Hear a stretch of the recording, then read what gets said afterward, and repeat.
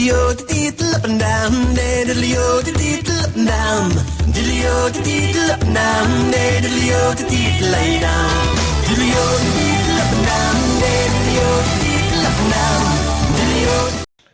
All right, greetings. What are we going to go today? I'm going to try to split a batch of my mild 3 ways to try a couple things, so could be interesting.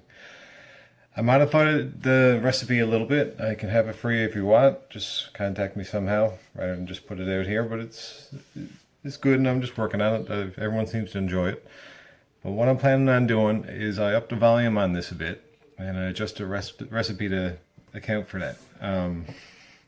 Trying to get 2 separate 3-gallon carboys full to where I want them to be. I measured it to be about 12 liters. So there's 24 liters there, and I'm also doing a small little test batch along the side, surprise surprise, where I'm going to try my first kettle sour. So it's going to be a kettle sour mild. Hopefully things will be going okay. We got strike water almost up to temperature in the background, and basically it's going to be a busy day. One of the 3-gallon fermenters I'm going to have a separate boil with the marshmallows and the lactose, like I usually do for the mild. And the other 3-gallon fermenter, I'm going to ferment straight without the marshmallows, and I'm going to pitch a different yeast. The first one's going to have Nottingham, this one's going to have SO4. So hopefully I get a clean ferment with a little bit of the English character. And for the kettle sour, I'm going to just try to basically take 2 liters of wort, put out separate, different little hop schedule, 1 gram of hops to keep it low, and toss in a handful of grains. Let the bacteria do their job. A couple days later, pitch the yeast. So it's going to be some fun today. All right, so here we go. Stuck sparge.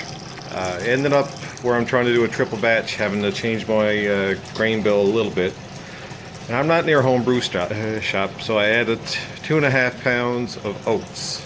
And well, anyone who knows oats knows what happened to me. I got a stuck sparge. I've got a pound of rice flakes in there, but still, it happened. If I never had a lend of this excellent pot from a good friend, Ralph Pike, yeah, said your name online, I would have been screwed today. Because I think it's an 8-gallon pot. From my measurements I did before, it says 39 quarts. It should be around 9 gallons, but it's an 8-gallon pot. And I need 8.5 gallons. I need 8.5 gallons of volume to get my double split. And I'll make this section quick because we have people trying to walk by. If you don't want to be on camera. Daddy. One person does. But anyway, I had to dump the entire contents of the mash tun into this big pot. I want to counter. Say hi to everybody. Hi, I want to go to the counter. Yeah, you're on the camera. Counter. Counter? Oh, you're not going on the counter. Yeah, I know. So I had to dump the entire contents, clean up my manifold, re-dump everything into it, and it was still stuck. So I had to get a little paintbrush, and my wife was helping me. I'm not going to show her, she's right next to me. But the little paintbrush poked through my little valve on the bottom. And it was like a dam open. And I'm fine there now. Moral of this story, shit happens. Alright, almost up the volume. So I'll just get this out of the way before I get into the difficult part of trying to split this and boil a couple different locations at the same time. Total volume 32 liters. I'm stealing about 3.25 liters for my souring batch, which is going to come off right away, boiled in a small pot with a different hop schedule. I'm only just putting in 1 gram of East Kent Golding, well, Golding hops, sorry. Golding hops today. That's going in at the beginning of the small boil, and that I'm only giving a half-hour boil. I want this to be very low IBU. Thanks to the great people I've talked to. I know a little bit more about kettle souring, but I am not an expert. I'm doing my very first kettle sour, so I'm pretty excited. So, half-hour boil. Hopefully I'll get my volume to around where I want it, around 2 liters. I'll make sure that there's no bits and pieces of hops going into this, so a little bit extra volume is going to help. And that'll be it.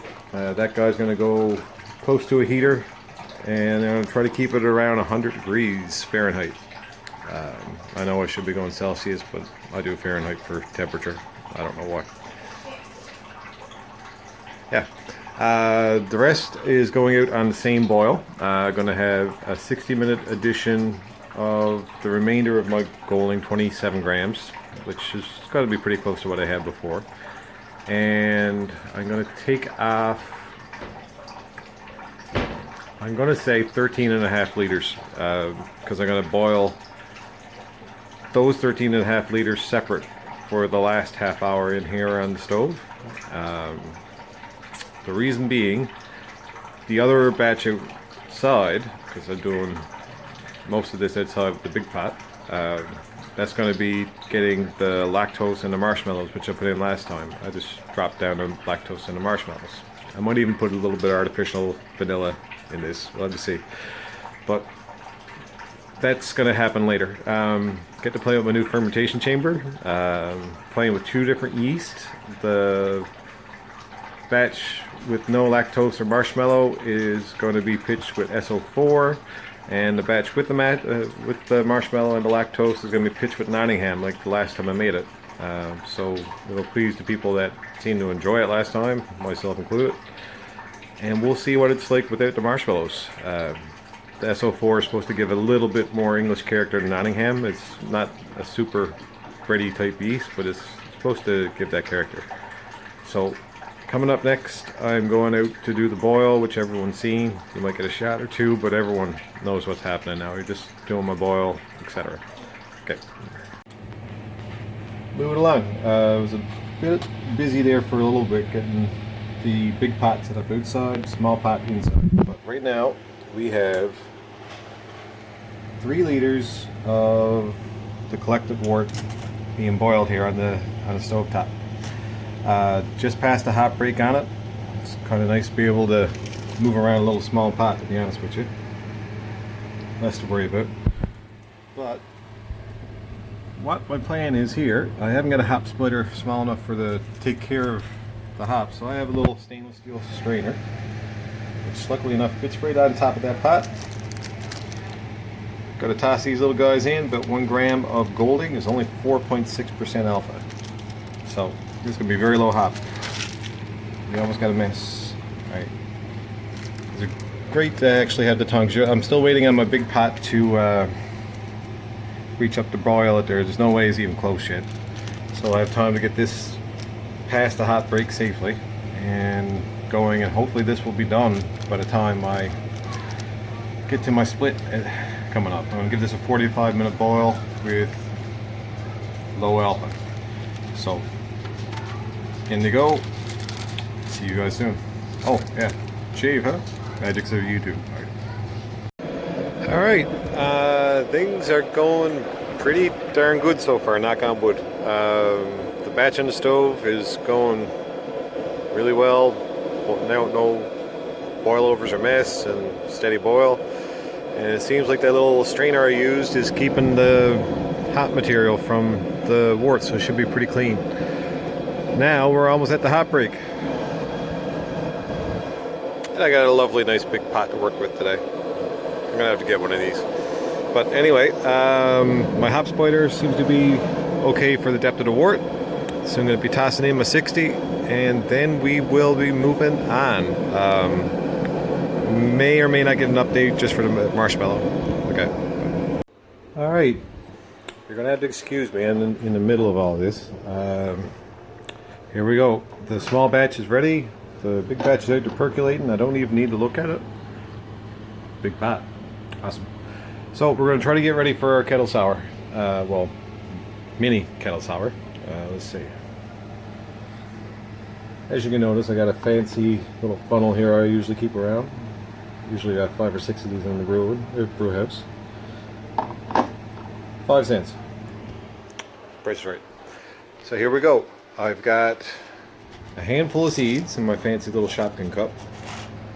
Like that. Do you have any of these? Anyways. So I'm just putting a small amount where it's only a 2 liter, and I'm hoping for the best. Let's see how this goes. So in it goes. Perfect. See they're in the bottom. And now we're going to grab our wart. This is going to require some trickery. Alright, hang on. I may need to set you guys up for the watch. If there's anyone actually watching this. Okay. Who predicts disaster?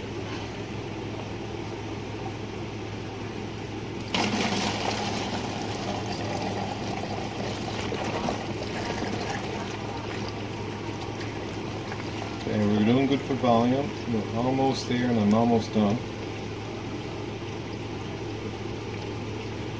So I call my calculations a success, so it's halfway a little bit. Keep going, keep going. Take it, take it, take it. Alright. Okay. I'm going to call that the gift to the ages.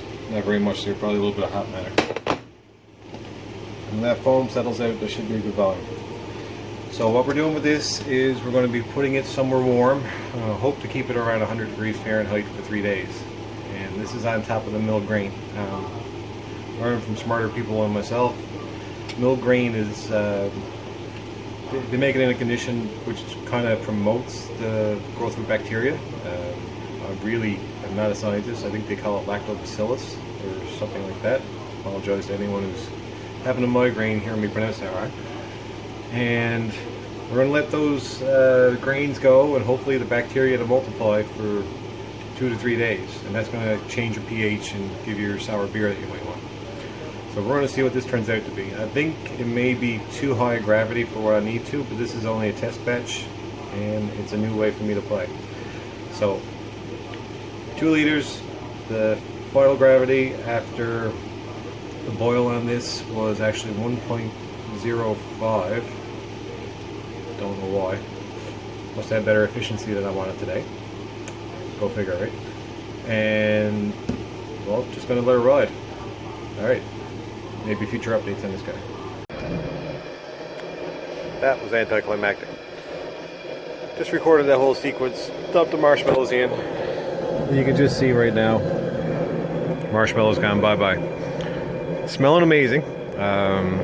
We got 3.5 ounces of lactose, a little bit less than half of the recipe I used for a full batch.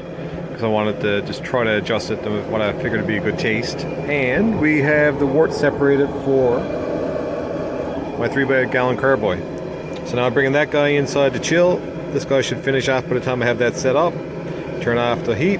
And next time you'll see me be by the fermentation chamber to set up for the first time. Okay, bye. Okay, back down on my dudgeon.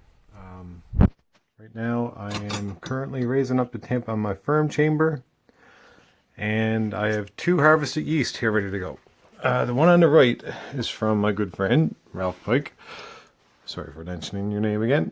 But he had a packet of SO4 that seemed to be a monster. But he's been using a lot of yeast nutrient and, well, all that extra gear. I usually don't mess with that, but I'll show you the difference. He uses it and I don't. So here we go. This was down to the bottom. The pressure on the top, you can see the top of the mason jar. The yeast were still very active even after fermentation for regards to what he had from his wash. And my wash was Nottingham. I have another full jar out there from the first part of the harvest, but this is just a settled out version because I don't want a big pitch. Even though this, like, I'm not going to use all the one that he gave me. So here's my Nottingham pitch. This is going into the marshmallow. This one's going into the no marshmallow. I'm probably going to use about half of this guy here. And that's still probably a big one. Big pitch. The temp, I'm waiting on it to get up to around 17. And what I'm going to do is I'm going to, hopefully you can see that. Yeah. I'm going to get some tape and some form of insulation, be it an old rag or something like that. and tape it to the side of the carboy so it's a more accurate representation of what the wort is on the inside without actually having to put my probe on the inside of it. Probably going to put it on the fermenter that is furthest away from the fridge, closer to the heater. Or does it really matter? We're going to find out. The temperature is rising steadily, and I am aerating my wort for the first time in a while, which I should be doing anyway. So all I've been doing is, while I'm waiting on my other half to go, you give it a good shake. So I'm going to try to do that on both of my carboys to see if I can get some faster than usual takeoff for fermentation. And I guess I'll give you a shot of the two carboys when they're set up. But other than that, we are waiting. This was a pretty good brew day. Alright. Alright, ready to put her to bed. So, let's see if I can do this without looking like a total fool. Spin around the camera. How do I do that? I can't. Alright, so here is the current setup. I placed the two of them in the middle of the chamber. The temperature's climbing, so I know it's going to get up there. And I'm going to tape the probe here in the middle between the two of them. So I should get a fairly accurate representation of both, even though it's might be a little bit different due to fermentation. This insulation that I used for the seal around the fridge is going to come in handy once again. I cut a little piece in half, and I'm going to tape the probe on first, and then I'm going to cover the probe up with this insulation. So it will hopefully just not deal with ambient, it'll deal with the wort temperature. So I'm getting to play with my new toy, guys, and you see me build it. So yeah, time to set this up, and maybe you'll get updates in the future, but it was a pretty successful day. Had a little bit extra on my volume, so I was pretty close. That there is a bonus. I'm going to pitch a little bit of SO4 on it and add some chili flakes just to see how that ferments on its own. It's an idea I had for another beer. If it comes across not too strong, I probably will be using them again. So chili flakes, 4 beers a day.